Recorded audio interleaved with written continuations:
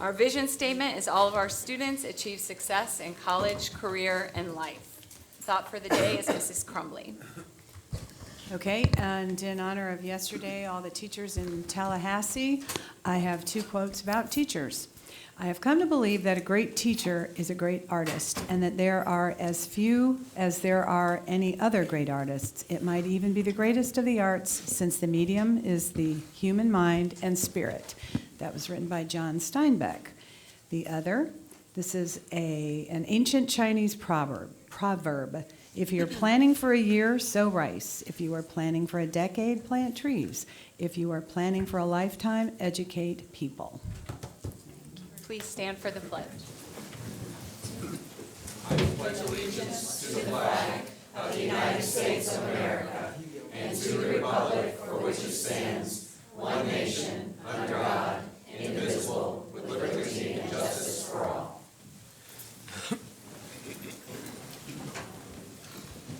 Let the record reflect that all board members are present. At this time, I'd ask for you to please take a moment of silence for Ken Brenning, Maintenance Technician, Maintenance Services Department.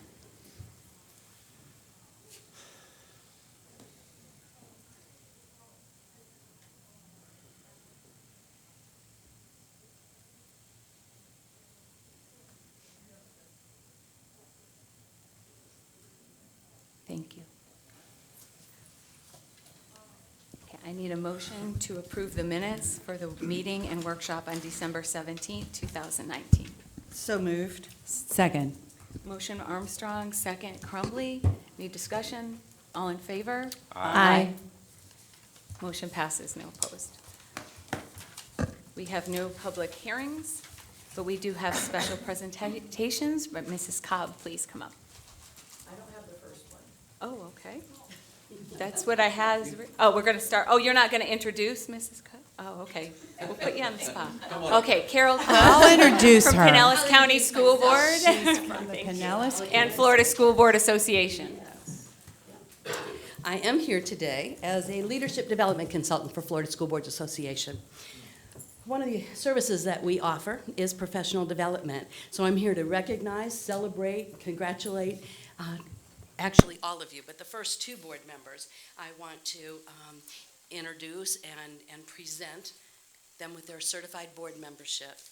Now, what that requires is 96 hours of professional development in the areas of policy, finance, personnel and bargaining, in advocacy, in legislation, and also in general knowledge. These things are designed to help you become a better board member. This is a voluntary course that you go through, and we have 2 board members here that are going to receive it after completing the 96 hours of training. So we have Allison Crumbly and we have Colleen Bodwin. So both of you, I would like to congratulate you and present you with these plaques. Okay, so congratulations on the job well done, and thank you for taking the extra step to become a better board member for the students in your district, because it does help when you understand the job a little bit better and also expand your knowledge. I assume others of you are working on it at this time. You already have them? Good. They are Which ones have you do? certified All board 3? And I'm new, so I'm still working. Okay. She's Okay. So Mrs. when Armstrong and Mr. Altman. Okay, when you get yours, then you will become a certified board, meaning awesome. all board members I'm have close. gone through that program and done the extra training. The other thing I'm here to celebrate is you receiving your master board training. This is a program designed with 22 hours of work together with the board and the superintendent, designed to help you become a strong leadership team. And from what I understand, April told me she enjoyed working with you and that you all really worked hard to make sure that you were getting better at your craft. So I congratulate all of you. And with this, you get a big plaque. Thank you. And on it, it says, the Florida School Boards Association recognizes Pinellas County leadership as a master board with each one of your names on it. It's Pasco, right? It says Pasco. Did I say Pinellas? Must be a habit for some It is, reason. it is. That's because I'm a she's Pinellas County from. School Board. Remember? So, yeah, Pinellas rolls off my tongue very easily. So let me read it again. See if I get it right this time. But it's kind of in keeping with the way the rest of the day's gone. The Florida School Boards Association recognizes Pasco County's leadership team as a master board, and each one of your names are on it. So thank you very much for participating in this. Sometimes there's some pretty tough conversations that go on during this time, and other times it's a way of just building on the strengths you already have. So thank you for taking the time to do this. Your students will benefit as a result, and that's Thank what it's all about Thank anyway. you. Well, So thank you. Thank you. Thank you for So- driving here.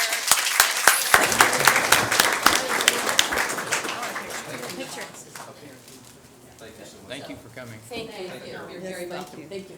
Thank you.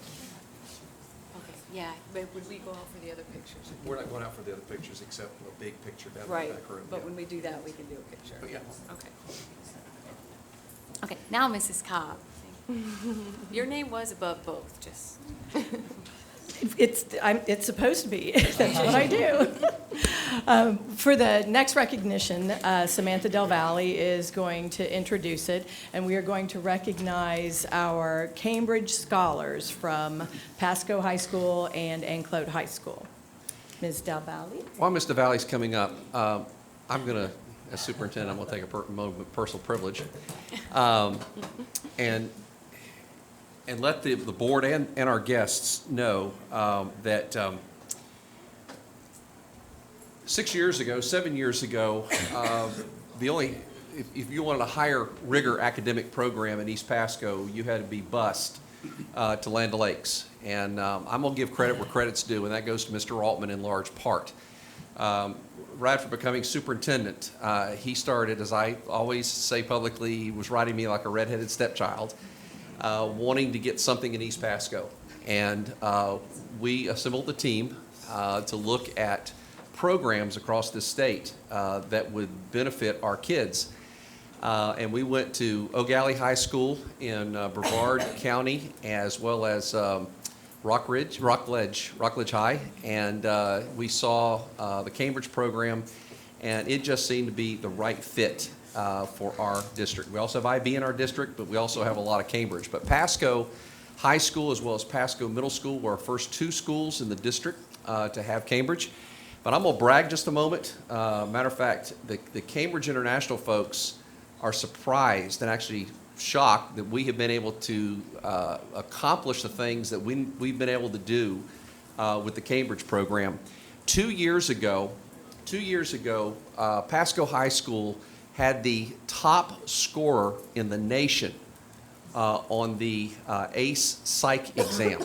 That's in the nation. That's after a 5-year-old program, and they were flabbergasted that we were able to do that. And I will tell you, it goes to the quality of the instruction, the quality of the teachers, and the fortitude of our kids. I will also tell you and brag that just this year, Pasco High School, and this one just blows me away. There's a course called Thinking Skills. Now, don't think that it's a boom boom course. We walked in, I think that was the course that was, were you on that trip? We walked into that classroom, I think, in Rockledge, and they were doing things that I didn't have a clue what they were doing, and doesn't take much. But that being said, Pasco High School this year had the highest scorer in the world. In the world, not the nation. And again, I will tell you, the credit goes to the student, but it also goes to the instructors, the teachers that we have before these kids. And the teachers that dedicate themselves to these all of our teachers, but tonight we're showcasing Cambridge. They really commit themselves to these kids and this program. And it's a great deal for moms and dads. If we can get them to get those 7 courses and pass those 7 exams, you get a 100% Bright Future Scholarship, which is a good deal for moms and dads. So we are thrilled that Pasco is competitive. Pasco is not just Pasco High School, but we also moved the Cambridge program to Anclote. I think they're in their 3rd year. And it is flourishing. And I cannot be more proud of what's going on at Anclote High School. And we've also gone down to Paul R. Smith Middle School. We've also gone with the Pasco Middle feeder pattern, Pasco High School. We've also gone to San Antonio Elementary. So if you want a K-12 Cambridge experience, you can do that Pasco or at San NL, Pasco Middle, Pasco High. We are getting, the plan is very, very, very soon. I mean, like, how soon? Soon? Soon. Yes. We are going to have an entire feeder pattern for Anclote High School, Paul R. Smith, Sunray Elementary, and Gulf Trace Elementary. So those schools will be able to have a whole K-12 experience, which is what they've not been able to do till now. So we're working to make that a reality. But I just want to take a moment of personal privilege and just brag on these kids. You're going to see some remarkable young men and women come through that door in just a bit. And you're going to hear first from Ms. DeValley, who is the coordinator for that program in our district.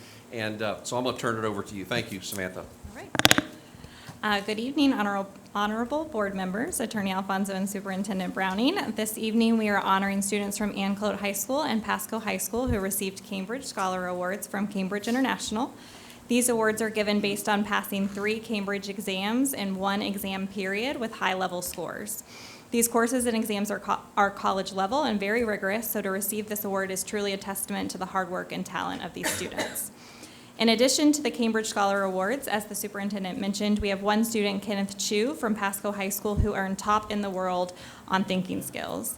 Top in the world refers to the learner who has gained the highest standard mark in the world for a single subject. We spoke with Don Myers from Cambridge this morning, and he shared that exam is given in almost every country, which is 165 countries. So that is a huge accomplishment. So to say it's an accomplishment is an understatement, and like I said, students across the world sit for that exam, so it really should be commended and celebrated. Yes. In addition to celebrating these wonderful students, I want to take a second to commend their parents, family members, counselors, teachers, and administrators for ensuring they had everything needed to be successful. So if you are in the room and you fall in those categories, if you'll please stand so we can give you a round of applause. Parents, teachers, and teachers.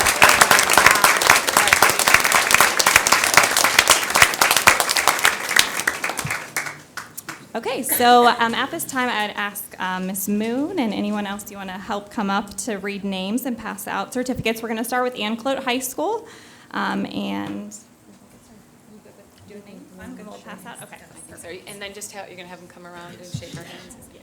So as you guys come in, if you'll shake hands, and then we'll go for pictures. Okay. And I would like to introduce Carolyn Holloman. She's been our Cambridge coordinator this year and a valuable asset to the program and a big advocate for the kids. Thank you. Thank you. Yeah. And then the name. Okay. Cody Flynn. You need to go this way. Go that way, sorry. So they're in the same order, so maybe they are in the same order. Jillian Horn.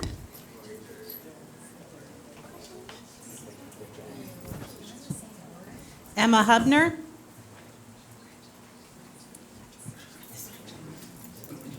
Christopher Jameson.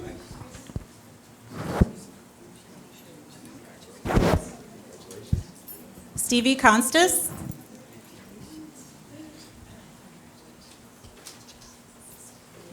Adriana Marciello. Janelle Navoa.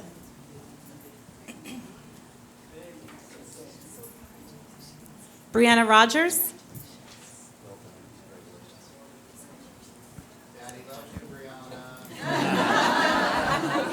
Avery Smith.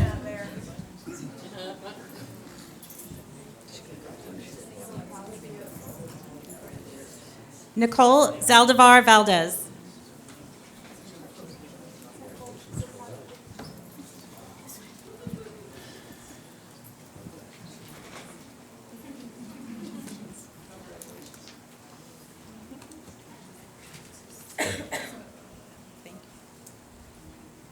Thank you. Hold on. We're going to take a group photo as soon as we get through Pasco High School. Perfect. And now we're going to ask Ms. Cadlib and Mr. Stewart to come up to read the names, and we will honor our Pasco High recipients.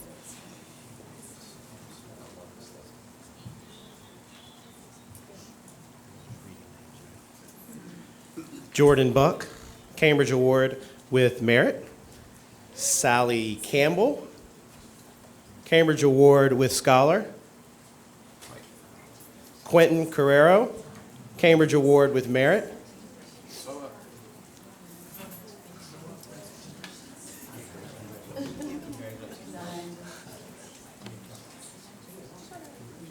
We're not at graduation. That's what I was doing. Adeline Daniels, Cambridge Award with Scholar. Aiden Edwards, Cambridge Award with Scholar.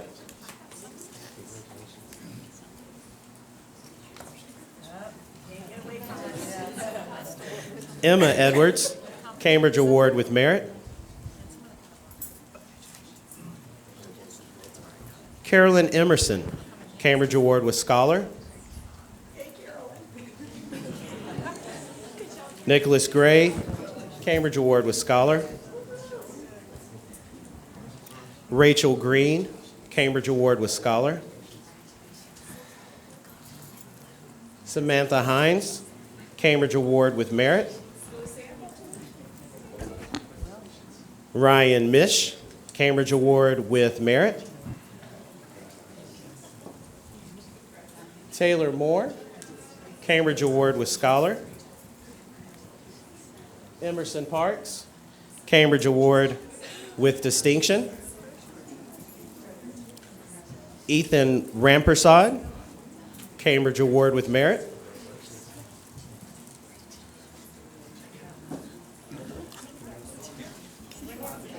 Elizabeth Rom, Cambridge Award with Scholar. Abigail Serrano, Cambridge Award with Scholar. Caitlin Wagner, Cambridge Award with Merit. Daniel Walsh, Cambridge Award with Merit. Olivia White, Cambridge Award with Scholar. And Rebecca Wolf, Cambridge Award with Merit.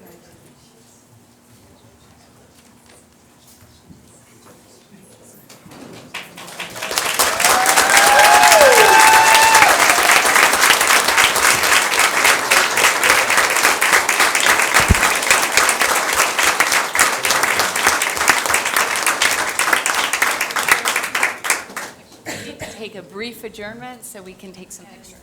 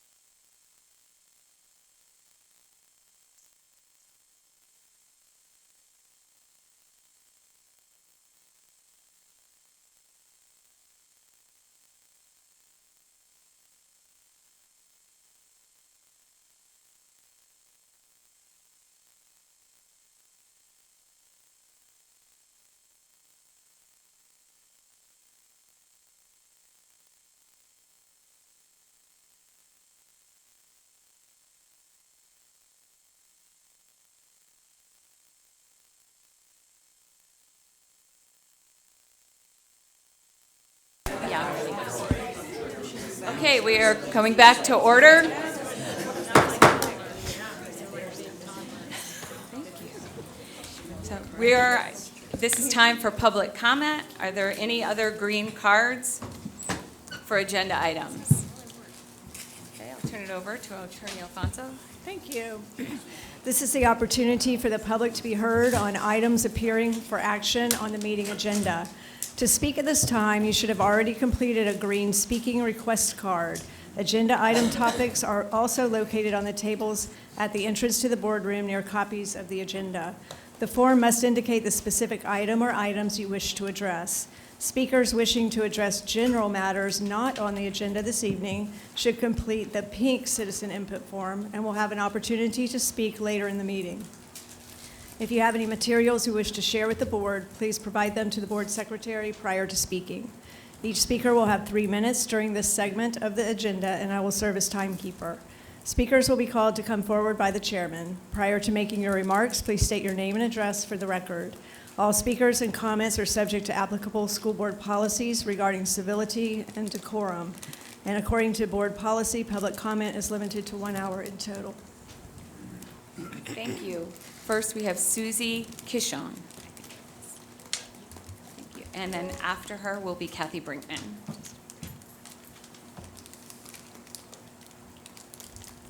Good evening. Hi, my name is Susie Sashon. I am the stepmother of a 7th grader at Hudson Middle School. And the reason I wanted to come... Address for the record. 14720 Coyote Road, Hudson. Thank you. I am the stepmother of a 7th grader at Hudson Middle School. And first of all, I would like to say Hudson Middle School is a fantastic school. I love it. We've had a great experience there. It has been excellent for my stepchild. However, I'm very concerned with the new proposals going forward about how those proposals are going to impact Hudson Middle School. And having spoken to a lot of the parents that I know, a lot of them are really unaware of what is going on and what is proposed. And I would like the school board to take account of the fact that maybe a consultation process with the parents in the middle school and also the parents at Northwest to be fully involved in that before a vote is taken, I think would make more sense. It would be far more transparent and allow all the stakeholders to be involved.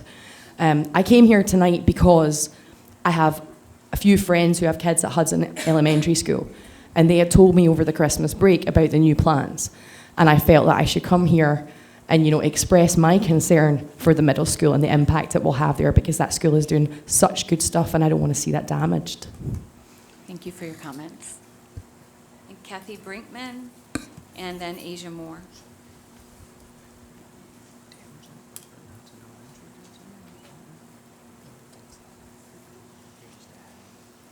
My name is Kathy Brinkman. I live at 12734 First Isle, Hudson, Florida. My grandkids attend Hudson Elementary School. I feel like everybody here, including myself, has failed at Hudson Elementary School. I think I should have probably been at more board meetings at the beginning of this year, encouraging you to do what you want to do at Northwest. The programs you want to put in place, I feel like they should have been put in place at the beginning of the year at Hudson. We knew the problems that were at Hudson, and yet we didn't address them. The kids at Hudson have been left behind this year. They're not doing science fair. That's a district mandate. They're not doing it. There's things that are happening that they're just falling by the wayside. And it has nothing to do with the teachers. The teachers are great. And it has to do with all of us. We really needed to stand behind these kids. And I came here all last year fighting for that school, and then I let the ball drop myself.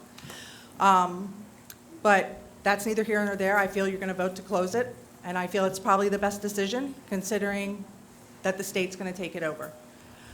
But I think that you need to involve parents somehow in this transition. I'd love to see a transition team that you involve parents and grandparents in. And then the other thing I think that we need in Pasco County is we need a group of people to work on how we can improve retention for teachers in this county. I've been saying that for years at the SAC meetings. It needs to happen. We have to work on these kind of things, and we all have to work together. So I hope you'll consider that moving forward, and thank you. Thank you for your comments. Thank you. Asia Moore, and then Buster, and I don't know how to say it. I can't even try. Hey, at least it's not my name. All right, so I'm going to be on my phone because I did not bring my notebook. My name is Asia Moore. I live at 13400 Carroll Drive in Hudson. I am the mom of a student who does not attend Hudson Elementary. I pulled him this year and did not put him in after the discussion and changes that happened, and I couldn't get an answer or a voice from the principal until 2 months into the school year. I stand before you guys as a parent and a concerned community member. Hudson Elementary is a school that isn't new to this idea of closing. It seems the only new factor is the lack of understanding from Mr. Browning on just how close we are as a community and how quickly rumors can start and spread like wildfire. His lies and blatant lack of respect for our concerns became apparent last night at the town hall meeting. I left feeling that my decision to not enroll my child was the best thing I ever could have done because clearly this district in Pasco County is failing our kids. Our Hudson kids and providing the very basic needs for the school to be successful. I ask you to vote no tonight when Mr. Browning presents to you the idea again of closing Hudson. I ask that it becomes fully transparent on what changed in the last 3 years because we were a C school and support changed. To be told it didn't change is a lie. I've seen it with my own 2 eyes. I still volunteer at that school. I'm still active with Head Start. I still keep in contact with everybody. I know something changed and I want to know what. And I think as parents, we deserve full transparency from everybody when you're talking about closing a school and completely changing our children's lives. I ask that while you guys consider this vote, you also consider that building and that these kids are still going to have to see that building. And the fact that there is no plan on what is going to happen to that building is ridiculous. We live on the west side of 19. We live where all the homeless camps populate. You are talking about closing a school and putting a gate around it for the homeless to see. Please consider, if you are going to vote to close that school, that you vote to completely demolish it to the ground because these kids don't need to watch that building rot as they are watching their hopes be taken from them. This idea that they're going to be moved to a school and put into portables is absolutely ridiculous, and how dare the district think that that's fair to our children. To present at a town hall meeting to parents saying that you're going to tell us a plan of action and to present the rise and not a plan of action on how you're going to transition our students together was very upsetting. I went to that meeting in hopes to hear how you guys plan to do this so that it's smooth and easy for these already troubled kids. It's west side of Pasco County. I'm not stupid to what's going on. But going into that meeting without a plan or a, hey, this is what we're looking at, left me feeling like we need a new superintendent. Thank you for your comments. And then Buster, please tell me how to say that when you come up. I should have. Say G-R-I-B. Oh, grib, okay. Thank you. I don't hit a button, do I? How are you? My name is Buster Gribb. I live at 12010 Chuck Circle in Hudson, Florida. I just wanted to talk about, just real briefly, I do teach there. I've taught there for 16 years. And throughout the years, when I first went to that school, I went there because I was one of those kids that grew up with a lot of trauma in my life, and it was difficult getting those supports to get you going. I don't know, I buckled down and made the decision not to have my children be raised the way I was raised, and I wanted them to be successful. So I've done the best that I can as a pretty much single parent now. We've seen on here the talk about percentage of students that didn't return this year. There has been talk for a number of years about, closing the schools. I mean, that's going to deter anybody. And then we have, of course, the high percentage of free and reduced lunch. This all goes back to the demographics of the area, and we're talking about needing extra supports for those areas. It's clear in areas like Longleaf that you really don't have that much. You don't have those same issues and problems that we have there at that school. The 79% staff turnaround is due to behavior. When there are laws put in place that actually kind of limit things that you can do as a teacher, when you have 3-4 kids, absolutely out of control, it's difficult to be able to teach a class that way. And when you're told that that child's going to be issued back in the class, here we go again. 10 minutes later, we have the same problem. And I believe that because those children that are in those homes, with the trauma that they have. Their families are in crisis. I'm upset because I feel like I'm being blamed for this. Me and the teachers that have been there that stuck it out. I've been at that school for 16 years. I have this is my 26th year in the county. I was at Quail Hollow, Cody River, Ritchie, Mitty-P-Lock. I've seen a lot of different schools, and I've seen schools. This school is by far needs a lot of help, and I'm in support of this new program as long as it's going to give those children what they need. The emotional supports, we do the SEL. So if this school is going to provide those children with what they need so that they can be successful, and the teachers in those classrooms can teach, then I'm all for it too, and I'll be there to support it. I'm not sure about how the 4-5 is going to go. Are you moving 4 and 5 next year into the middle school, or are you going to wait a full year? And with the plan that you have, I hope that you can move them to Hudson for the year until the school is complete. It gives us time to build those students. Hey, we're going to a new school. We're going to have this is going to be a new process. That's how we can excite them, motivate them.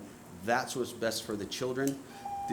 The other thing I have is, Go ahead could and you finish your- please give us an extra counselor, an extra social worker to work with our children that we have right now to finish this school out, so that those children that are there now can get the supports they need, and the rest of the class and the children can learn. We will go to a C if that happens.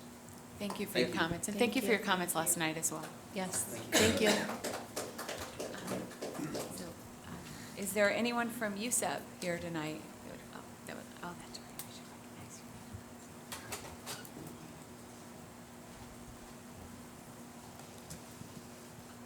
Good evening. I apologize that it took me a while to get up here. I was limping. I discovered over winter break that those trampoline parks, those indoor, I discovered that I'm too old for those. That's where I learned. I have a broken toe. My name is Jeff Larson. My address is 1846 Lexington Place, Tarpon Springs. I'm speaking this evening on behalf of Don Peace, the president of the United School Employees of Pasco. He is currently presiding over a USEP board meeting. As you know, the district and the union settled this year's instructional contract negotiations just before winter break in late December.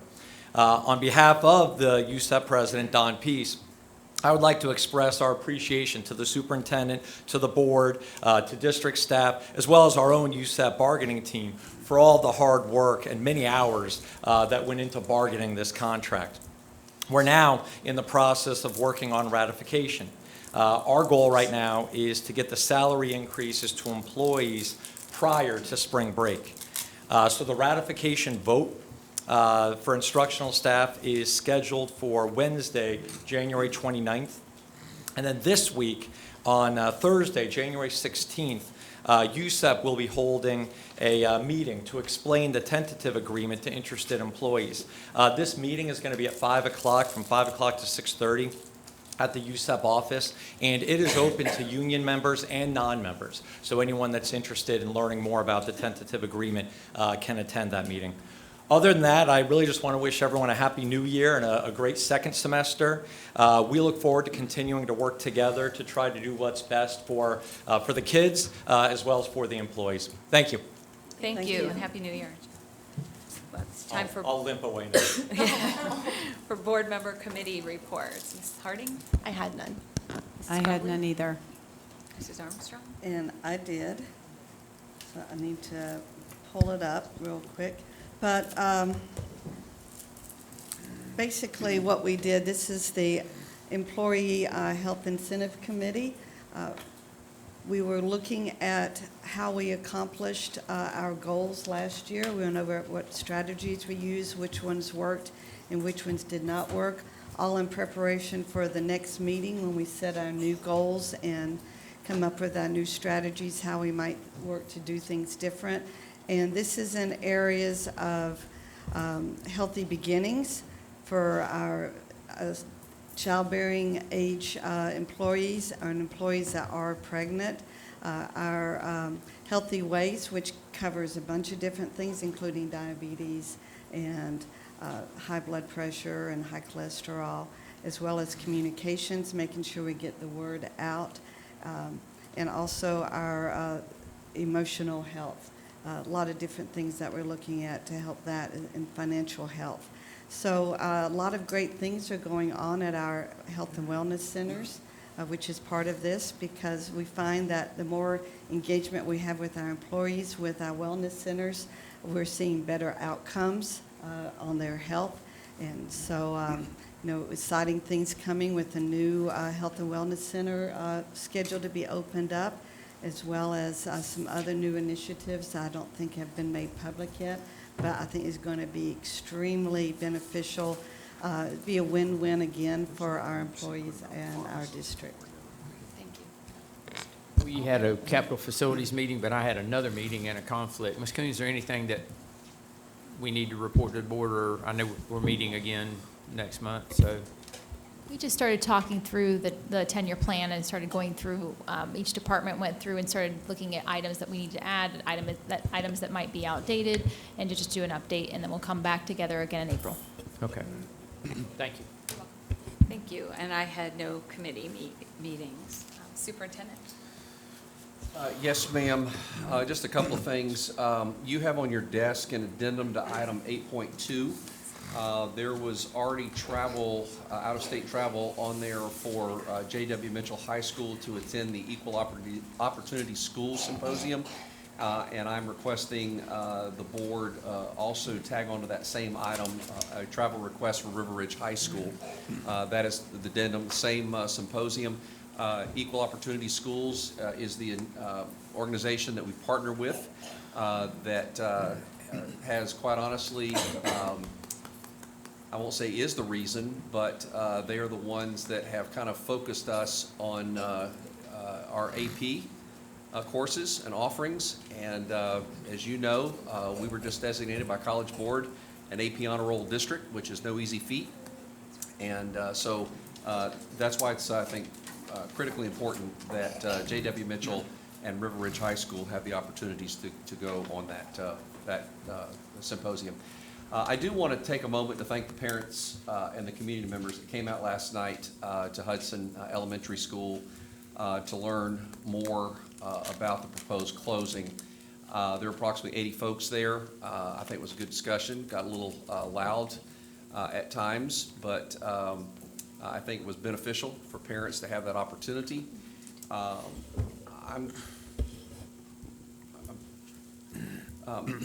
Let me just go and make my comments about item 1510 now, if I can, Madam Chairman, because that is the item dealing with the closure, and then I won't take up time at that part, if I may. Of course. As I shared last night with parents and staff that was there, first and foremost, this superintendent, this school board wants the very best for the students at Hudson Elementary School. As one of our speakers said this evening, there wasn't a complete picture about what that transition is going to look like. And I will just say that is somewhat intentional because we don't have all the answers yet. I think it would have been premature to come up with a plan when we did not even know, we still don't know at this point whether or not the school board is even going to approve that. I will tell you, we have been working for a number of weeks with preliminary plans, just in the event that the school board should approve the closure of Hudson Elementary School. We've got to start working on a transition plan. We've got to finalize what a transition looks like for not only our scholars, and not only scholars at Hudson Elementary School, but scholars at receiving schools as well. And the way it's looking is that could be Northwest Elementary School and Gulf Highlands Elementary School. So it's a lot bigger than just one school. And there's a lot of moving parts with that, because not only do you have to deal with our general students, but also our ESE students, transportation, school safety, just food nutrition, just a lot of different issues that have to be taken into consideration. Last night, I think the coach raised a point that absolutely I'd forgotten about. You reminded me in that meeting last night, and that was about the moving of students out of Hudson L to portables on the Hudson complex. The coach had suggested that why don't we just use Hudson Elementary and move northwest over there. And I'll restate the same thing I stated then, it's certainly an option that is a viable option. We are working through those plans, but those are the details. And as we get hopefully an affirmative vote tonight, then we have a concrete direction by this board, and then we'll know how to plan. And that will certainly be one of those options that we give a lot of thought to minimally disrupt our scholars at Hudson Elementary School. I believe, as superintendent of this district, that what we have offered to this school board, and more importantly, what we've told the school board and what we've offered to the greater Hudson community, not only with the academic programs of Cambridge, but the wraparound services that are being offered to that school and that community. We're wanting our students to be set up for success, and we believe that they will.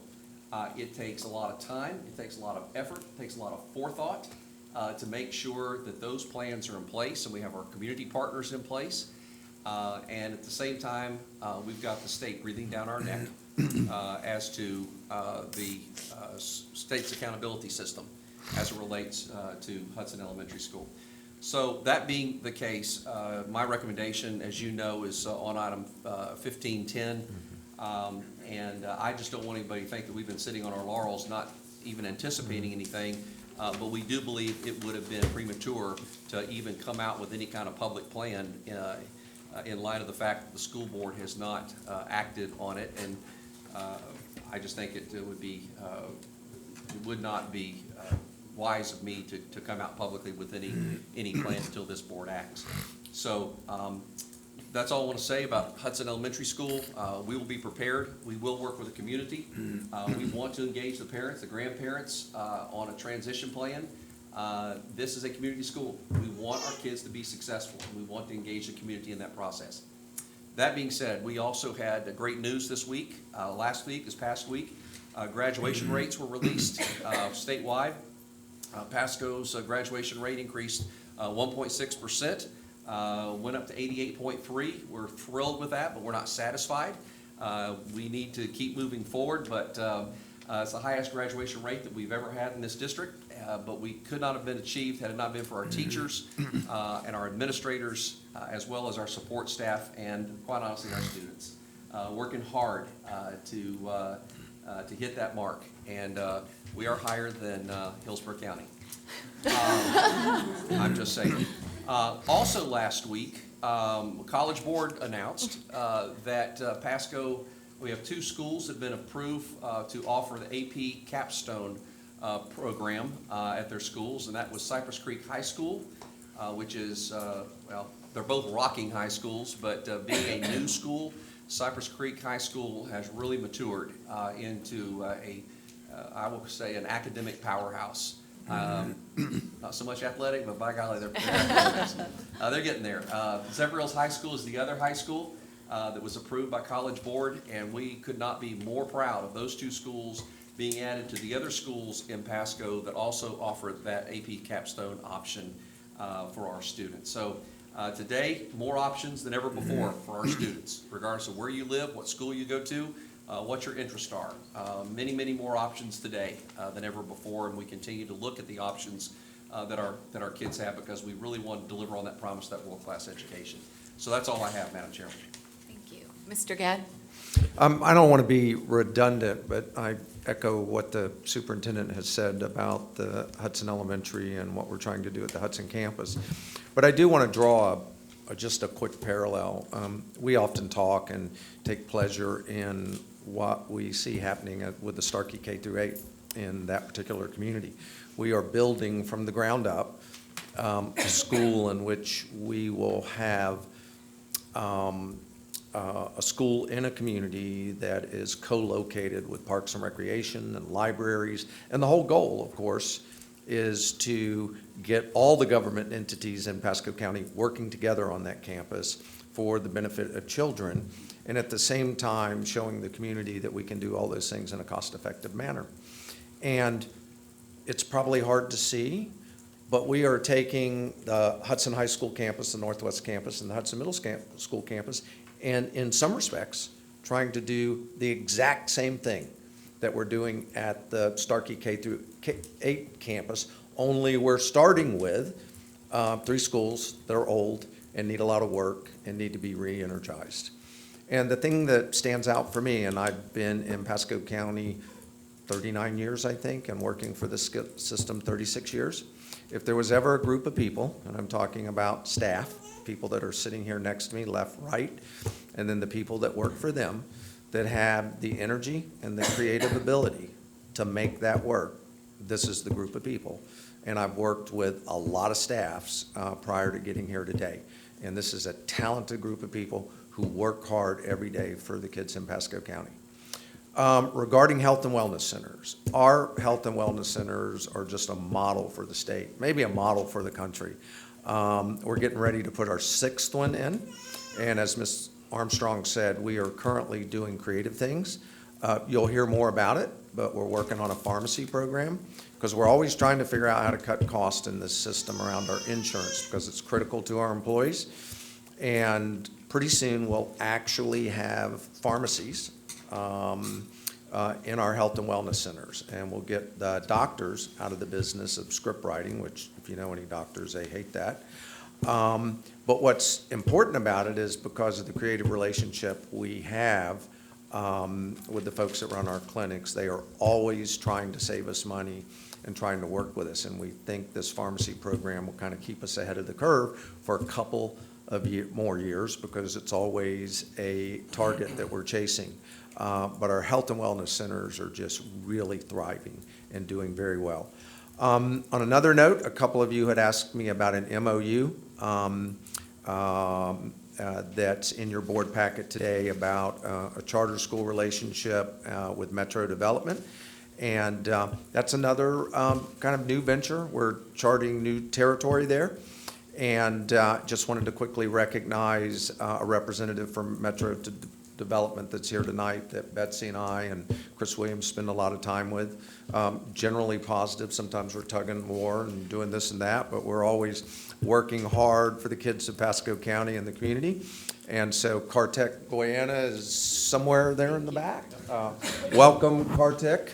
And he's here if you should have any questions or wanted to chat with him at some point during the meeting. That's all I have. Thank you. Thank you. Mr. Shibley? Just a couple of quick things. There is an addendum to item 10.1 included in board docs that has been uploaded. I began work with staff this week on policy update 20.1 from Neola, so I'm going to start scheduling board dates, and I will get the board members' drafts of those policies once they are ready for workshops so that you can review them in advance.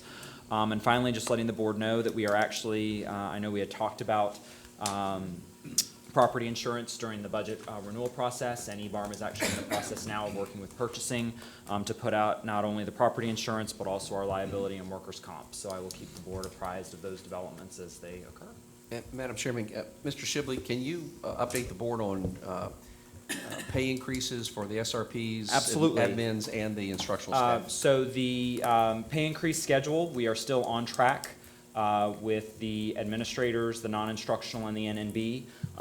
The increases will be in their checks on the next cycle, which is January 24th. Those employees will then see the retroactive pay that is associated with that on February 14th.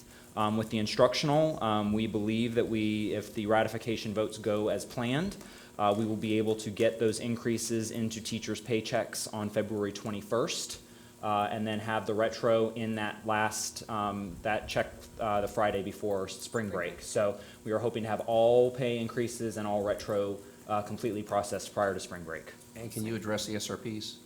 SRP is with the admin and NNB. Okay, So thank those you. three groups are all together.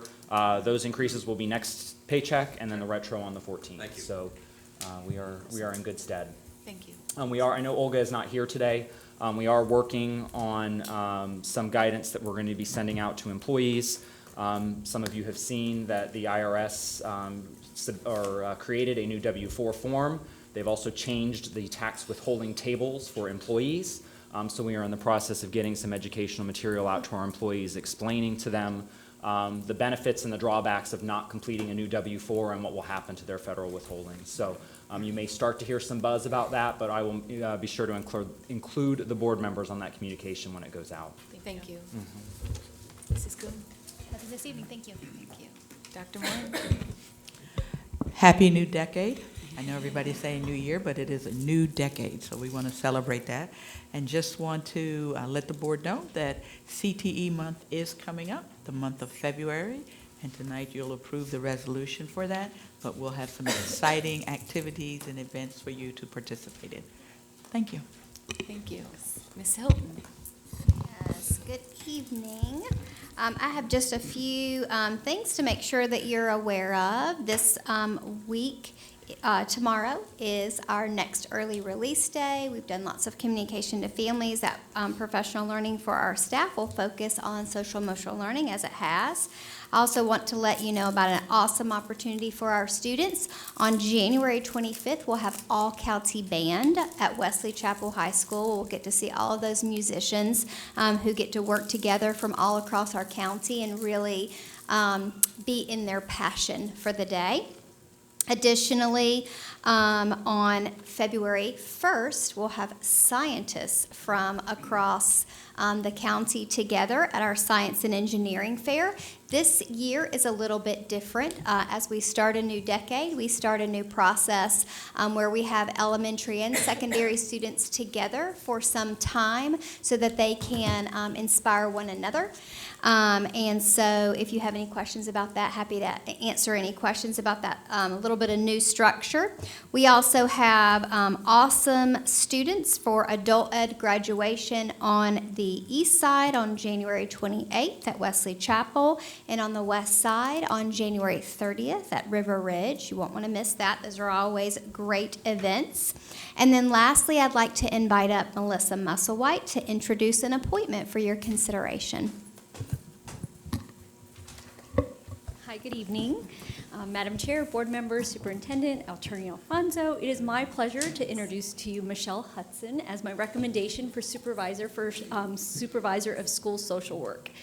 A few fun things to know about Michelle is she actually graduated from Gulf High School in 1988. She was like 12 years old. She attended Florida State University, where she got her degree in psychology and a master's in social work. And then she worked at River Ridge Middle High School since March of 1999. So she has been here, committed to the district for over 20 years. And also her husband and 2 grown sons graduated from Pasco County High as well. And then her mother is a retired teacher from Pasco County, and her sister is currently a speech pathologist at Longleaf Elementary School. So she has lots and lots of connections and relationships within our county, and I am really excited because she plans to continue the work and make connections to all that she learned at the school base at the district level. And so pending your recommendation, or pending your approval, I recommend her for that position moving forward. Thank you. Congratulations.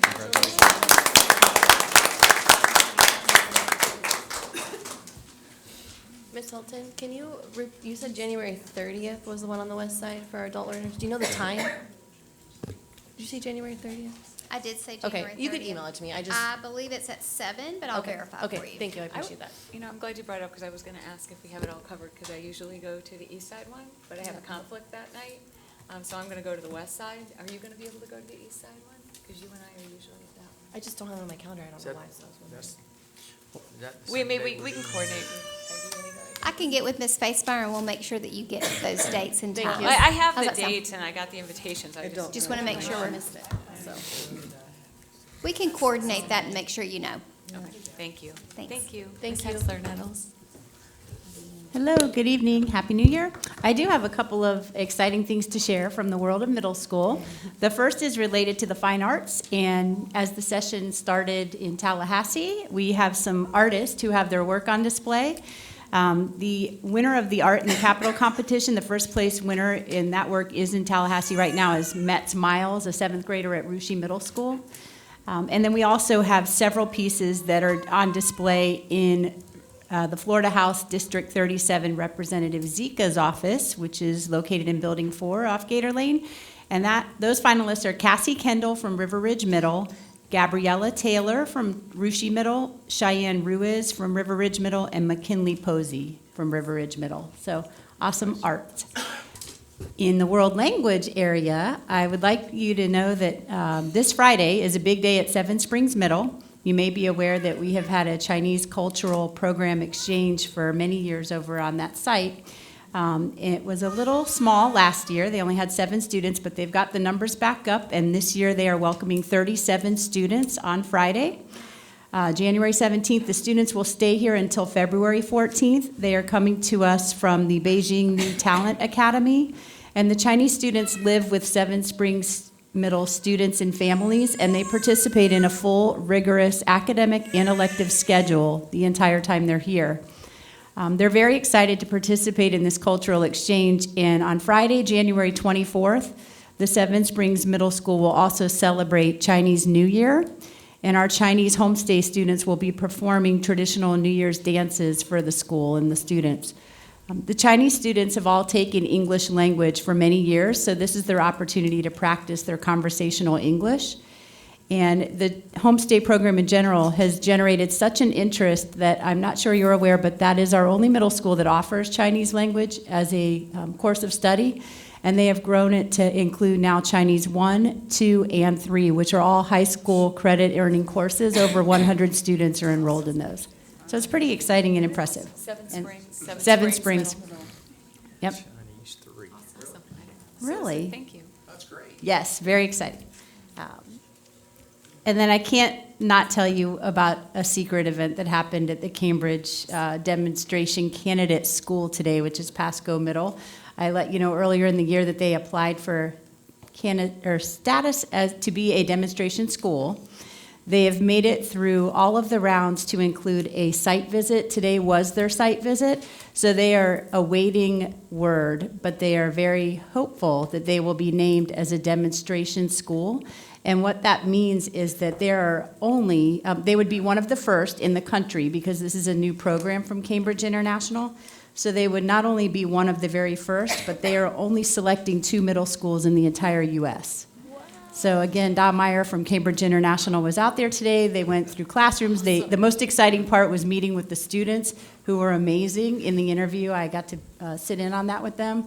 So they did a great job, and our fingers are crossed, and we hope to bring that information to you very soon. So what does that mean if they're demonstrating? If they are selected to be a demonstration site, they actually will serve as a host site for future schools who may be interested in bringing a Cambridge program to their middle school from all over the country, and they would host up to 3 different visits throughout the year where they would work with Cambridge International to establish the dates and times, and they basically would serve as a host of the program to let interested other administrators and possibly coordinators come see what it means to have Cambridge education in their school. What does it look like for students? What does it look like for teachers? What type of professional development would they need to do? What type of recruitment or building for the program and curriculum would be necessary? And they would also be, Jenny Borders, the coordinator over there, is already a resource, somebody that other states call for information on how to do certain things, but they would continue in that capacity. They would receive an amazing PR package of banners and posters and websites, et cetera. But they would also get some preferential pricing in terms of future PD and long-term pricing for actually the remainder of their time as a Cambridge school. So there are some financial benefits to it as well. Thank you. Thank you to them. Mrs. Pope? Thank you. Very good. I am excited this evening to introduce to you Michael Tonsich. If you'd stand, Michael. We're recommending Michael for promotion. Yes, look at Precious Paisley. So she is all dressed up this evening in a daddy's girl outfit, but apparently before she even came in, there was a little accident, and now she's in a mommy's girl onesie. So that, yeah. So definitely a story to tell when she's older. But I want to share with you Michael's journey. He is a lifelong Pasco County resident and a product of our school system. He attended Anclote Elementary School, Seven Springs Middle School, and graduated from Mitchell High School. He then went on to begin his career here with our school system in 2006 as a custodian at Colusa Elementary School. He then spent 8 years as an ESE instructional assistant at both Ann Clote and Trinity Oaks Elementary, and has spent the last 4.5 years as a teacher at Trinity Oaks Elementary. So quite a journey and quite a story to now be recommended for the promotion to assistant principal at Chasco Elementary School. So we're excited about that. He has with him this evening, yes, his wife Felicia, if you'd stand, and then he has Cooper and Paisley joining him. So we're excited and proud of his journey. The kids have been so good. Thank you. Yeah. Amazing. Dr. Skanga?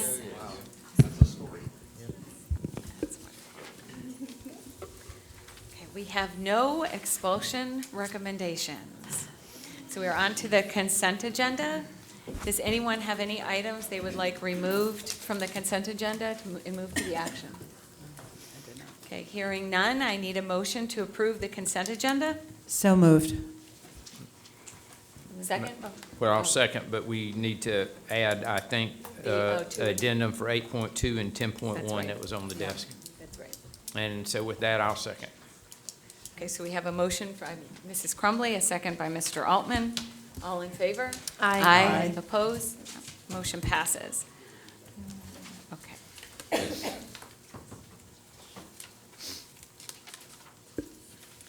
We are on item 15.1, and I want to get my papers out here. And 15.1 is a resolution for Black History Month. I have a lot of papers tonight. I have the resolutions. Is there anyone who would like to read it into the record? Okay. Make sure I got the right. Here we go. I got it. Thank you. Oh, pardon? Okay. Mrs. Crumbly?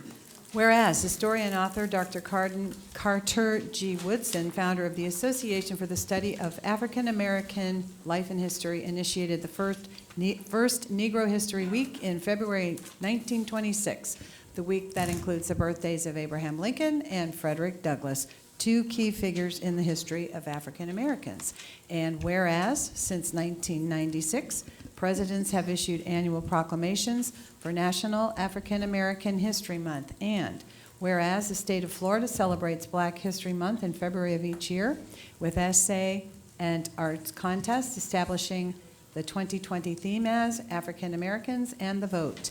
And whereas the District School Board of Pasco County recognizes and celebrates the contribution of African American historical figures, leaders, teachers, parents, community activists, and students. And whereas the District School Board of Pasco County further recognizes and celebrates the value of diversity and the richness of cultural heritages within Pasco County and the integral part that each of our communities plays in the overall fabric of our history. And whereas the District School Board of Pasco County affirms its commitment to appreciating, celebrating, and valuing its African American students and staff and culture of our African American community. Now, therefore, be it resolved by the District School Board of Pasco County that schools throughout the district are encouraged to recognize the important historical contributions of African Americans in observance of Black History Month in Pasco County schools. Duly resolved and adopted today, 14th of January. Well, the 14th of January, 2020. Would you like to make the motion? I move that we approve this resolution. Second. So motion by Crumley, second by Harding. All in favor? Aye. Opposed? Okay. Motion passes. Then career and technical ed, Ms. Armstrong. All right, resolution recognizing Career and Technical Education Month. Whereas February 2020 has been designated Career and Technical Education Month by the Association for Career and Technical Education, and whereas career and technical education students gain the academic, technical, and employability skills necessary for true career readiness, and whereas students in career and technical education programs participate in authentic, meaningful experiences that improve the quality of their education and increase student engagement and achievement. And whereas career and technical education students find satisfying careers that suit their own skills and interests by providing technical skills that will let them excel in their chosen careers, and by teaching leadership skills that serve them on the job, at home, and in the community. And whereas leaders from business and industry nationwide report increasing challenges related to the skills gap and connecting qualified professionals with available careers in critical and growing CTE-related fields, including healthcare, energy, advanced manufacturing, and information technology. And whereas career and technical education prepares students for these and other fulfilling careers by offering integrated programs of study that link secondary and post-secondary education and lead to the attainment of industry-recognized credentials. And whereas ensuring that employees have access to a qualified workforce is a crucial step in ensuring productivity among businesses and industry, as well as to continued American economic growth and global competitiveness. Now, herefore, be it resolved by the District School Board of Pasco County that this board does hereby recognize the month of February 2020 as Career and Technical Month. Thank you. Do you want to make the motion? I make a motion, we approve the resolution. Second. Motion by Armstrong, second by Altman. All in favor? Aye. Motion passes. And then the last resolution is for Student Services Week. I'll read it. I have it on my computer. Okay, she's good. Okay. Resolution recognizing February 3rd through the 7th, 2020 as Student Services Week. Whereas student services professionals include school counselors, school nurses, school social workers, and school psychologists, and they join together to provide supportive programs and services. And whereas an extensive and growing body of research demonstrates the value of providing supportive programs and services as a part of the total public education system in order to increase student achievement. And whereas student services professionals work together to help students acquire the knowledge, skills, and competencies needed to master the state standards and make well-reasoned and healthy lifelong decisions. And whereas student services professionals have the necessary knowledge, skills, and abilities to reduce barriers to learning and assist classroom teachers, parents, and community agencies in providing a safe and positive learning environment for all children. And whereas student services personnel address the mental, social, emotional, and physical health needs of students, enhance school attendance, reduce behavior problems, and improve interpersonal skills, enabling students to learn and teachers to teach, and strengthening the bond between families and schools, thus maximizing student achievement. And whereas school improvement teams can use student services resources to develop and contribute to multi-tiered systems of support and facilitate school and district improvement plans. Now therefore be it resolved that the District School Board of Pasco County as follows, that this board does hereby declare its support and recognize the observance of Student Services Week from February 3rd to the 7th, 2020, and urges all schools, departments, groups, individuals, business partners, and community leaders to recognize and extend their appreciation to all the student service professionals for their dedication and commitment to the educational excellence. Do you want to make the motion? Yes. So moved. Is that what you say? Yeah. Second. A motion by Harding, second by Crumley. All in favor? Aye. Motion carries. We are on item 15.4, the member renewal for the Penny for Pasco Oversight Committee. I need a motion to So approve. move. Second. Motion by Altman, second by Harding. All in favor? Aye. Motion carries. And I just wanted to thank the committee members for their oversight and commitment to improving our schools and being wise stewards of taxpayer dollars. So And thank Madam you. Chairman, just so you'll know, they will be here to report last year's activities at the evening board meeting, I believe, in February. Okay, thank you. Thank you. Oh, wait. Yeah, we voted, making sure we didn't miss anything. Okay, we are on item 15.5, ratification of the instructional collective bargaining agreement. I need a motion to approve. So moved. Second? Second. Motion by Crumley, second by Armstrong. All in favor? Aye. Motion carries. 15.6, memorandum of understanding. I need a motion to approve. So move. Second. Motion by Altman, second by Armstrong. And before we vote, can I just Yeah, I was going to actually say discussion, yeah. Yeah, you have a little discussion on Yes. this. Basic, one thing I just wanted to verify, because I believe I read it correctly, that this building will be built to the standards that we would hold for one of our schools, so that in any event that might, in the future, if we needed to take over that school, we would have a building that we could use? That's correct. Okay. I think that's important. It's really important. Is it going to have any hurricane? Okay. That's specifically- Not that it's needed there, but it would be a building that we would be able to use. Used for a school, not as a shelter. Right. Ms. Armstrong, that is a requirement of statute, that if they're going to utilize impact fees, that it be built to SREF standards. So not only are we enforcing that, but that is a statutory requirement. Okay. And I take it this will not be a boundaried school then? It'd be like any other charter where they could come from anywhere? Correct. Okay, all in favor? Aye. Opposed? Motion carries. Okay, 15.7, the parking agreement with Odessa Elementary. I'll So- move approval of that. Second. Motion by Altman, second by Crumbly. All in favor? Aye. Motion carries. Naming of Cypress Creek Middle School. Need a motion to approve. So moved. Second.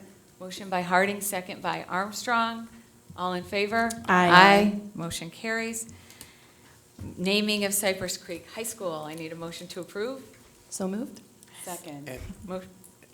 Motion by Harding, second by Crumbly. I almost said your first name, That's sorry. okay.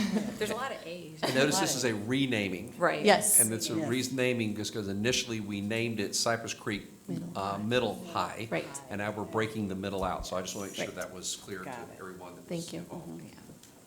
Okay, all in favor? Aye. Motion carries. Okay, item 15.10, and that is with the closure of Hudson Elementary School. I need a motion to approve before we can have a discussion. I'll make a motion with hopes of discussion. I'll second. Okay, motion by Crumbly, second by Armstrong, and now we'll have a discussion. Okay.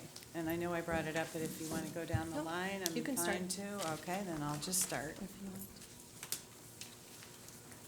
Okay. I've changed my comments about 15 times sitting here tonight, and after listening to people too, so bear with me as I'm stumbling along. Okay, thank you first of all for those of you who came tonight and that participated, if any of you are here from last night as well, and for any that are teachers or staff at the school. We all appreciate that you are here. First of all, I'd like to give you a tad bit of an explanation that I personally am from West Pasco. I've seen many changes since 1967 when I was in the third grade. And if you're good at math, you can figure out how old I am, and I'm not going to tell you. But beyond that, I do want you to know that I want the children of West Pasco to have all the chances and opportunities for education that other children that possibly are in more affluent areas have. And I've spent many hours, weeks, studying this decision and talking to staff, and I feel very confident that folks here at the district have really understood the needs and have analyzed many, many aspects of the situation there.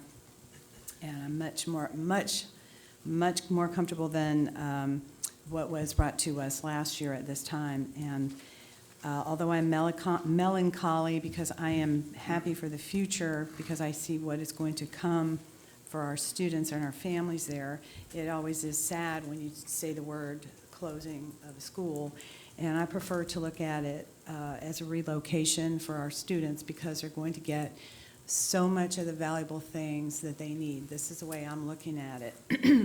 It's really about ensuring equity for all of our students in this district, and as I think I said it and others echoed last board meeting, sometimes equity means you don't do things equally. You have to put more into some areas so that everybody gets what they need. And while we want to make sure that all the programs are competitive and very rigorous and all those options are available for our students in however this complex winds up, if it's K-12, we want it for everyone, obviously, but we also have to be equally concerned about the students who are struggling and the families that are struggling.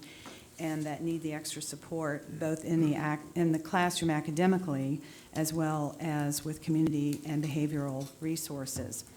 I feel like the children of Hudson Elementary deserve a beautiful and upgraded facility as part of this project, and they will get it. Listening to, well, I was unable to attend last night, the meeting, but I did collect comments that were made, and one was talking about naming of the school, and I think this should be part of the broader and larger discussion, and take consideration of what those that have passed with the school have to say about that. Discussions about where to have the students, where they should stay, that was brought up by someone this evening as well, and where the students should stay during the construction are very viable. Those are viable questions. And as I believe Mr. Gadd indicated, someone indicated that this, or maybe it was Mr. Browning, we are taking that very deeply into consideration. What is best and safest and most positive for the kiddos at the school. I'll throw in some of my personal advocacy that I would like to see. Resources for more IAs, which are instructional assistants in the classroom. And I have had these conversations with staff, and that is being discussed. And I think that is wonderful, and I think you're going to see some really good things come out of this.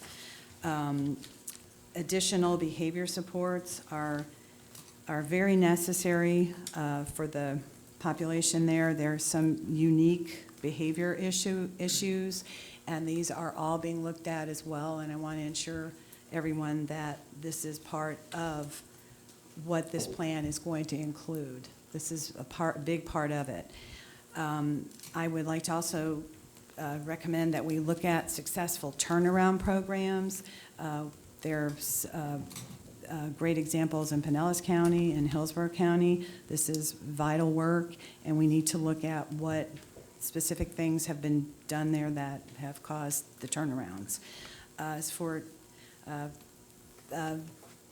last and not least by any means at all, the teachers and the staff, you are vital to the success of this change, of this transition. We all know that. District knows that. All of us on the board know that, and I'm afraid we don't say it enough sometimes. We don't let you all know that enough. To the teacher who spoke earlier, I would like to say that you are the ones that will make, you will enable, inspire, and make things happen to ensure that the academic success happens for our kiddos. And we cannot thank you enough for your dedication and your hard work. And we want to make sure you understand that we know this. And I would like to thank Mr. Anthony, the principal there now, that has taken on a big task, and everyone else there at the school. And we are very well aware of how valuable you are to a successful transition. And lastly, because I know everybody probably has something else to say, but communication with parents and staff during this transition is vital, because there's a lot of moving pieces, as as Superintendent Browning brought up. We don't even know what all the moving pieces are yet. We don't even know how the vote's going to turn out yet. We should know here shortly. But the communication during this transition is vital for everybody. And I've had all these conversations, and I know staff and district is very aware of that, and we're going to do our very best to make sure that that happens. And someone else brought up this evening, and I thought that was an excellent point about the retention of teachers, and this is a big part of the conversation too. So without further ado from me, I just want to say one last little quote, that it takes a big heart to help shape little minds, and we're all going to do our best here. Who wants to go next? Oh, I'll be happy to go. First thing I want to say is the teachers are great at Hudson Elementary. When I talk to parents, what they tell me first and foremost about Hudson Elementary is how fantastic their kid's teacher is. We have fantastic teachers in all of our schools, but I think especially at Hudson Elementary, we've got some very dedicated teachers. So that's first and foremost. I want to thank those teachers for the jobs that they do there every day. Some things that I looked at as far as making this decision. Something that I feel is important is that a school should serve the entire community that's within their boundaries. And boundaries on schools are very arbitrary because, we have to shift boundaries as new communities expand and subdivisions come in. But, we try to make sure that the school is going to serve everybody that happens to be in that boundary. And one thing that concerned me, and this was before we even discussed ever closing the school, I mean, we're talking 3 years ago, the percentage of students that are in the Hudson Elementary boundary that chose not to go to Hudson Elementary for whatever reason was 30%. To me, I think we need to serve a higher percentage than that of the students that are in that boundaried area. And that number, unfortunately, grew to 35% this year. So that is one thing that I really took to heart. Also, for whatever reason, the school has struggled as far as school grades, which you can say that school grades are very arbitrary. I agree. I don't think it's a reflection on the teachers, honestly. I just think it depends on the makeup of the school, and a lot of various features go into the school grade. But the state takes the grade seriously, and there's serious consequences when we don't meet targets for those schools. And I don't want to see the state coming in and dictating what we do with one of our Pasco schools. We need to have control of our schools, not the state. So that is something else that has entered into my decision.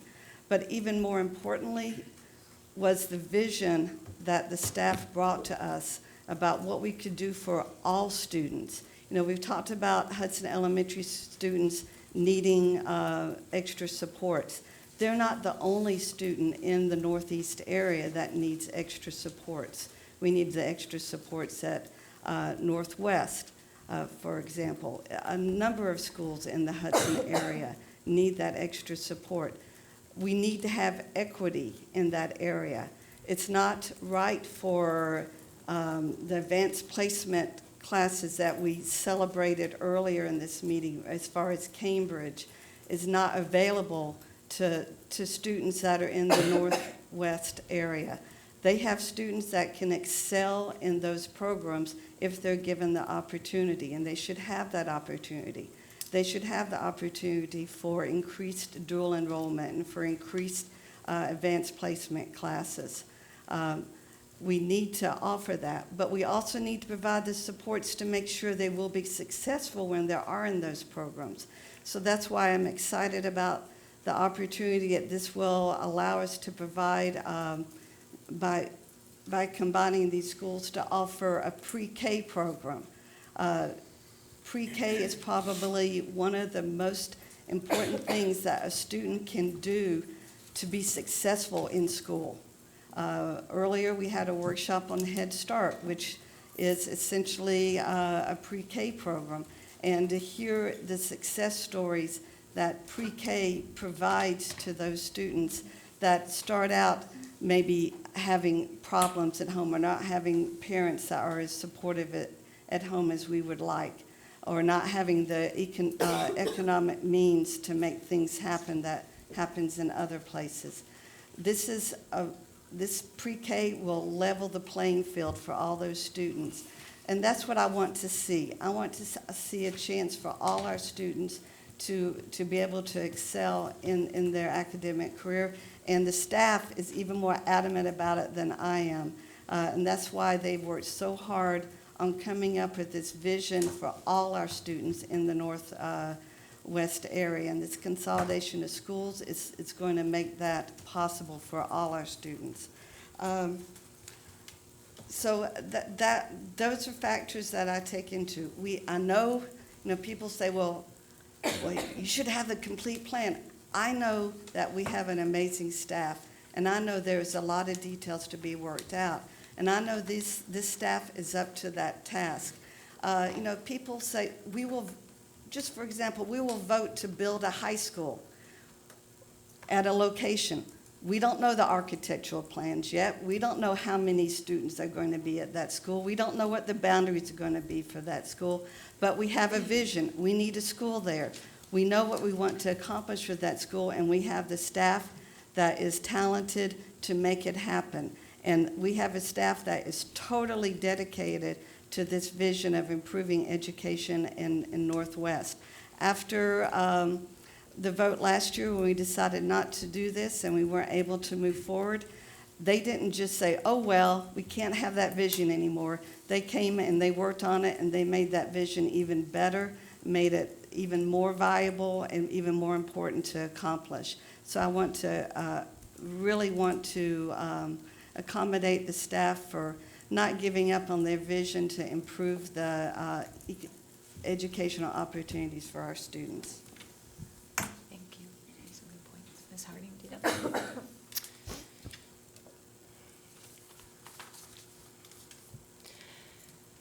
I grew up in West Pasco, and I attended Hudson Elementary School as a child. It has played a pivotal role in my life. I attended HES from my first grade year through my fourth grade year, and I participated in my very first talent show at Hudson Elementary School. I can tell you all about my elementary school teachers, the administration, and the positive impact that they played in my life. My first grade teacher from Hudson Elementary School is the reason why I'm so involved in education today. So as you can imagine, Hudson Elementary plays a very, very, very special place in my heart. I do spend a lot of time at Hudson Elementary School, volunteering throughout the week. I've seen the wonderful, wonderful things that Hudson Elementary School is doing, and I've also seen the struggles. Currently, Hudson Elementary School is able to hold 811 students. They only have 526 students enrolled. 33%, which is 285 students of the population, choices out. In the middle of the summer, 18 teachers left, leaving 28 vacancies at the start of the 2019-2020 school year. And although staff worked tirelessly to hire, some classrooms didn't have full-time teachers to start the year. Just as things started to get better, VAM scores came out and the state mandated us to transfer 4 of our wonderful teachers out. That was even after we asked them to allow us to keep them since the school year had already started. I'm forever grateful to Mr. Anthony as he worked so hard to keep his school doing wonderful things through all those trials. Hudson Elementary School teachers and staff were feeling discouraged, but they worked tirelessly to be there for their students. In the last 9 years, they have been a C one time, and with that comes the state pressures. The state visits Hudson Elementary School at least once a month. And if Hudson Elementary does not receive a C this coming school grade, the state will become even more involved, and the district will have little say in anything. We have 526 students at Hudson Elementary School, and if the state comes in, they will tell us what we need to do, and we will have no say in our students' academics. The state would need to tell the district HES would need to be shut down, and for the next year, the data isn't showing that Hudson's going to be a C, although I'm still rooting for it. I wish with my entire heart that we had more time. I truly believe that our students, our teachers, and our staff are working so, so hard. Being a former educator in our school district, with most of my time teaching in Title I schools, I fully understand the needs that many of our students come to school with. Many of our students have experienced more life by the age of 5 than I have in my life. The trauma and stories that I have heard completely break my heart. Our students come hungry, they come sad, they come longing for a routine. The percentage of students who live in poverty has increased over the last several years, and in 2008, it was at 62.8%, and if you fast forward 12 years later, it is now up to over 77%. I grew up in West Pasco, and I've seen the decline. I do see the urgency for change, and it's time that we help be the change for these students. that we work hard to give them the world-class education that they so deserve. However, it's important that we meet our students' basic needs because without the love, without the compassion and support, our students will not learn. Forming positive relationships with our students and their families, it has to be a top priority. I am so grateful for the new idea that Project Rise has brought for this community, a community school. Designing a school that will address the needs of this community. Our students will have an opportunity to have wellness support such as mental health, dental, vision, and physical health services. Students will also get to expand their learning opportunities and challenge themselves through the Cambridge program. This new campus will provide our students with a feeder pattern model that will create the stability that so many students long for. This will include the middle school and high school, and not to mention the bus garage is really close. This will be an opportunity for us to help give our students that hope. However, I understand that even though this idea looks amazing on paper, there has to be some action behind it. Like I mentioned before, plopping in a program isn't going to fix anything without those proper supports. I spend a lot of time volunteering at Hudson during my weeks, and with that time I have formed great relationships and had many opportunities to talk with teachers and staff. And unfortunately, the common thread that pops up almost every time is the lack of trust that our teachers and our staff feel from our district. In order for this to be a success, I truly believe that we have to have a transition plan for our students, and it has to be completely seamless. We need to think about all avenues and what supports we can put in place to help the students as well as our teachers. I expect to see extra mental health supports in place and activities that will help our students feel welcomed and excited about the move. I would also like to see additional academic supports put in place so that our students will be academically ready for the rigorous but amazing opportunity that lies ahead. We need to ensure that there is adequate professional development for our teachers so that they feel confident with the new curriculum they will be utilizing. We need to have a plan in place to keep our parents involved and work with our county on bus routes so that our families can get to their children's new school easily. We need to have open communication to keep the teachers, staff, and the community of not just Hudson Elementary School, but of Northwest, of Gulf Highlands, of Hudson High School, and of Hudson Middle in the loop. Many parents, I've been told, feel like they have little to no information about their child's academic future. We need to take suggestions from all parties and create a plan that is going to show success. Please continue to look at the option of utilizing Hudson Elementary School's building when renovations are taking place. I know that many of our parents and teachers from all schools have concerns about portables. I understand that we've learned a lot in the past from previous school closure, so I am so excited to see the positive impact and the positive plan that shows action for all of our students who are being given this opportunity. I've talked to Mr. Browning, Mrs. Hilton, and Mrs. Kuhn a lot about Project Rise and the impact that's going to have on the West Side. I will continue to follow up, ask questions, share ideas, and be a part of this plan as much as I'm able to be. Our students deserve this positive change, but we need to ensure that the change is just that. It has to be positive. To the Hudson School community, the teachers, I know that there's many teachers out of training tonight, and the students, I need you to know that regardless of the outcome of this evening, we still have 4 months left of school. Your students, they need you. They need your positivity, they need your love, they need your compassion and your enthusiasm. Please remain positive and continue to do your best work for our children. Please share your ideas and voice your concerns, and know I am listening. I'm so grateful for the work you put in each and every day for our students. I know firsthand that your job is not easy, and I'm so, so grateful for you. Please let me know if I can help you in any way. Closing school is not an easy decision to make. I've spent countless hours researching, countless hours talking with teachers, and countless hours asking questions. However, when I look at the facts, the data, and the possibility of the state coming in and telling the district what to do for those 525 students, I know that this has to be the right decision for our children. Hudson Elementary will forever hold a special place in my heart. Remember, a school isn't a brick and mortar building. What makes a school is the teachers, the staff, the students, and the community that are around it. And although the building may shut down, I will be proactive in the transition plan of our students and ensure that the legacy of Hudson Elementary lives on. I also had one suggestion that was actually brought forth to me tonight, and then it was also spoken tonight.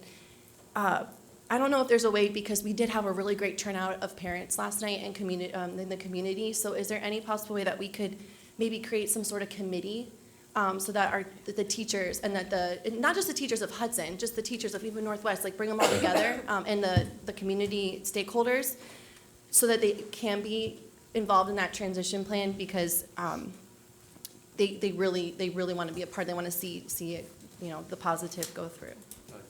Thank you. Madam Chair, I don't believe I could add anything to what these three board members have already said. Well done. And I do, Yeah. you did say a lot, and I still have It's a okay. lot to say, Yeah. if that's, right? I want people to know what goes into this Yes. decision. I want to acknowledge that I do understand that discussing even just the possibility of closing a school is difficult and emotional, and I realize that the news that we were even considering this has caused stress on the Hudson families and staff. I want to thank the leadership shown by Mr. Anthony and Ms. Ennis. They have maintained the academic focus of the school while supporting the staff and students emotionally. And so thank you for providing stability. I know it hasn't been easy. I also want to thank the parents and school staff who attended the meeting last night. Even though it may have gotten a little heated at times, it was necessary and it was productive. I appreciate hearing from the families and the Hudson staff, and I'm glad I had the opportunity to chat with people in person and on the phone. No matter what happens, I want to keep that dialogue and conversation going. This is an extremely difficult decision and one that has been weighing heavily on my mind. If we merge the schools, there are many positives. The intentional focus on early learning opportunities and having a pre-K-12 continuum and facility will be impactful on students and their families. Changing the environment will help with some of the physical environmental challenges and safety concerns. More up-to-date facilities for students, as the building at Northwest will be remodeled, and Gulf Highlands is one of the newer schools. There will be more technology available for students in both of those campuses. I'm the first one to say that the number one most important variable is the teacher. But I also think these kids deserve some nice facilities. For students who go to Northwest, because these students are impacted too, there will not only be increased academic opportunities for students, but they too will receive more wraparound services and supports. With all the students on one campus, we should be able to have more full-time itinerant staff, like social workers and behavior specialists, so they don't have to split their time between schools. We can offer more mental health services because the level of trauma and support needed is significant. With more hands on deck and more people working closely and directly with students, we should be able to move out of crisis mode, which is often the case now, into prevention mode. This will benefit our Northwest students as well. Please indulge me. I want to take some time here to respond to some of the questions I've received from families and the staff at the school. One, why close? Why now? Why not wait for school grades? I know that the Hudson community has had this hanging over their heads for some time now. Hudson L has had a 9-year history of low grades. Even with the improvements in reaching a C, there was still another slide. It's been a constant source of stress, I know, on the students and the staff. It's been difficult to maintain the learning gains the state requires and to keep teachers at the school. I know that it is not for lack of trying. The staff and the students have worked tirelessly, and we appreciate their dedication and efforts. However, it's difficult to maintain a trajectory of improvement with the constant turnover. This plan takes some of the stress and pressure off and provides a fresh start. Waiting for school grades to come out in July is just not viable because of the time and planning needed to help students transition. Students and families and staff need to know where they will be next year. It's just not feasible to try to do this between July and August. The logistics don't make it possible. It takes time. We have to do rezoning and set up bus routes and make master schedules. Another question was, why put the students through a remodel? Why use portables? Will the contractors stay on schedule, or will this renovation drag on for longer than predicted? These are all things people have either emailed or mentioned to me last night. I can certainly relate to the concerns about putting students in portables, although it looks like we may not have to do that, but we may. As a teacher, I've taught in portables. As a parent, my sons have had years where they were housed in portables, and our family just went through the 2-year renovation at Land O'Lakes High School, where students and teachers were moved around the buildings and in and out of portables. The disruption was actually minimal, and it went much more smoothly than the parents anticipated. When it was all said and done, I think you will find that everyone will say the disruption was worth it to get the state-of-the-art building and the latest technology. Regarding the contractors, they stayed on schedule. So I know it's still a possibility we may not have to do that, but I did want to share my thoughts on it. Number 3, are the superintendent, the school board, and the senior staff listening to the parents and the teachers? Yes. I think it's evident that we asked staff to alter the original plan from last year. Many of the changes that are in this new proposal are the direct result of parents and teachers' input from last year. Also, many of the considerations I'm going to ask for here in a minute were gathered from families and the school staff. And number 4, will our teachers, leaders, and non-instructional staff have jobs? When will they know, and will they be able to catch up on training opportunities for Cambridge, Avid, and Ivy? I need a drink, I'm sorry. Yes, yes. If you want to work and you're doing a good job, we want you. We know it's critical for teachers and administration to know where they will be because they need to start planning for their new positions. I met with Mr. Shibley and HR last week, and staff will have positions. HR has listened to concerns and have moved up the timeline, which in past years was later in the spring. Teachers will start the process in February and March, and they will get advance notice of vacancies.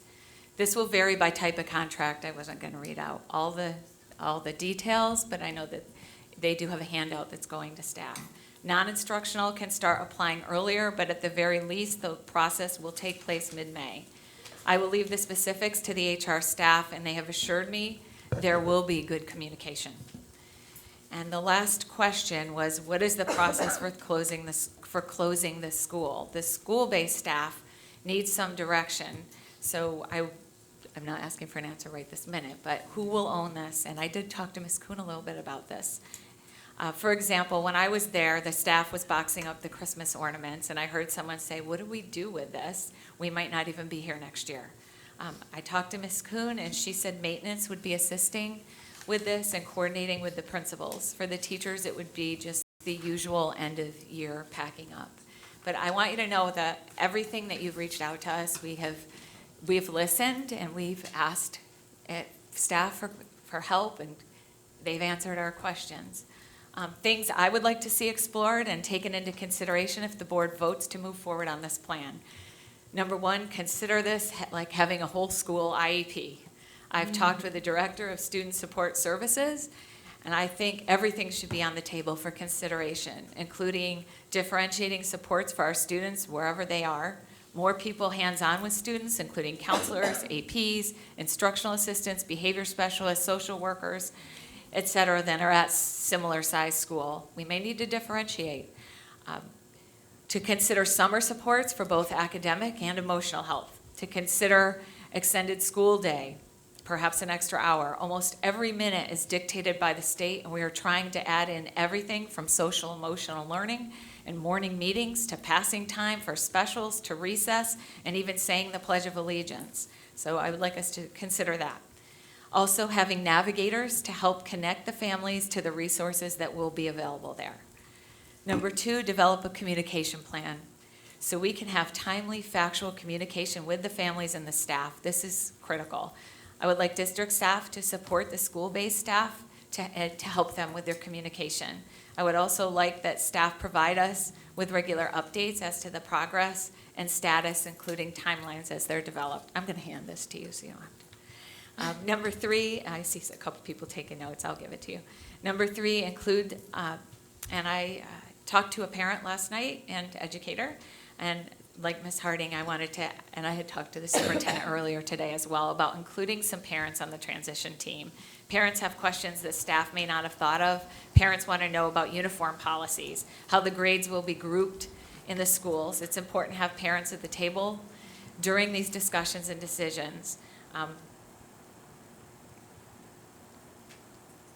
When in place, please let the board know who's on the team.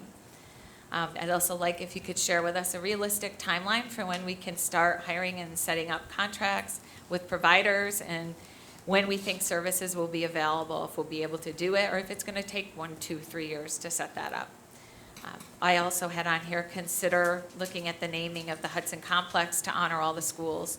That will be consistent. I realize it's a little premature now to discuss it, but I do want to ask people to consider it. And another thing I haven't heard mentioned tonight, but the staff mentioned to me, was Hudson is on track to have the first American Sign Language Academy in the state, and if we could somehow try to move forward with that. I would like to say that this board and the superintendent and the staff, we don't make these decisions lightly. We do our research, we talk to each other, not each other up here, each other with the staff and the superintendent and all the stakeholders, and we do our research, and we do listen to you, our community members. Does anybody have anything else to add?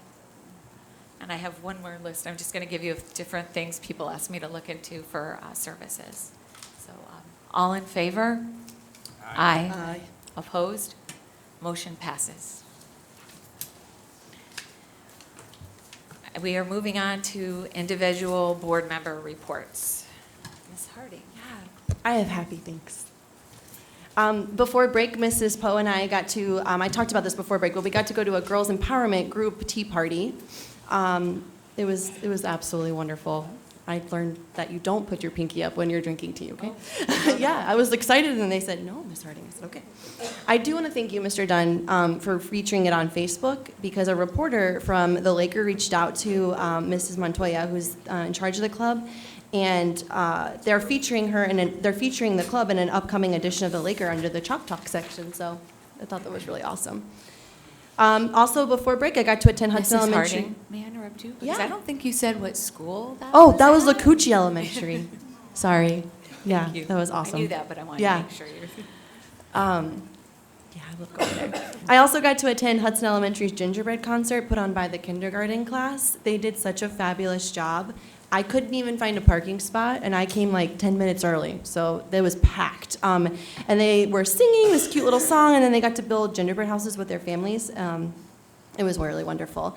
Today I got to visit 5A High School. I wanted to get a little up to date of what's going on there. Wonderful, wonderful things are happening. Mr. Jones' leadership is astounding. And I also got to see their new landscaping that they put in. So I wanted to thank, actually students and staff took time over break to do that. So I wanted to thank the staff that came out to help with that. And I also wanted to thank Canterbury Farms Nursery in Hudson that helped by being a business partner with that. And then today I also got to visit Bexley Elementary School to see all the amazing things that are happening there. I was super, super, super impressed. I went through every grade level, and they were doing absolutely wonderful things. One of my favorite things was that second grade was dressed up as news reporters to kick off their weather unit. And so all the teachers had microphones, and they were dressed like news reporters, and it was really fun. And I asked them why they didn't invite me, so they said next time they will. And I wanted to thank Ms. Woolen for her amazing team of teachers and staff for making my visit so wonderful, and thank them for their dedication for ensuring the success of our students. So. I'll just try to make it brief on the highlights. I had spent, in addition, I had spent several hours at Hudson Elementary School with the principal and a few of the other schools over on the west side. I went to an event Saturday night that was very interesting. It was Robert F. Kennedy Jr., the actual Robert F. Kennedy Jr. speaking. He's an advocate for various aspects of children's health, and that was quite interesting. And went to the dedication of the Ridge Road Extension yesterday morning with other board members, and that is, having been a parent at River Ridge, and driving through that traffic, and I know it's probably 10 times worse now, and the safety aspects and everything else, it's going to be very exciting, if not for transportation on the west side for our schools, our school, River Ridge Middle and River Ridge. So that was exciting. Mrs. Armstrong. All right, just want to keep it short. The most important thing that I did was attend the Hudson parent-teacher meeting last night, and I do want to thank everybody that came. They showed their passion for the school and for their students, and we definitely want to have that passion go into helping us decide how we're going to best build the new community. So please continue to bring that passion to the schools. Madam Chair. I attended the district holiday luncheon, so thank you to the staff who organized it. It was nice to see everybody in the same location and not split up into different rooms. I also went to the winter clothing drive at Gulf High School. Their parent engagement coordinator did a great job. The students, families, and community members in need were able to pick out new jackets, blankets, and other items of warm clothing for winter weather. It was a pleasure to meet with and speak to the district administrators at their class meeting. CLASS stands for Connecting Leaders Through Advocacy, Support, and Service. The class leaders met to discuss impactful legislative advocacy.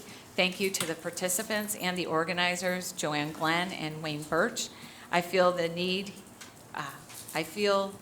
here to mention how much the role of principals has changed over the years. Just like our teachers, more keeps getting added to their plates. We're asking them to review bills and keep up with legislature because it's so important that our representatives hear from the people who this impacts the most, those closest to our teachers and students.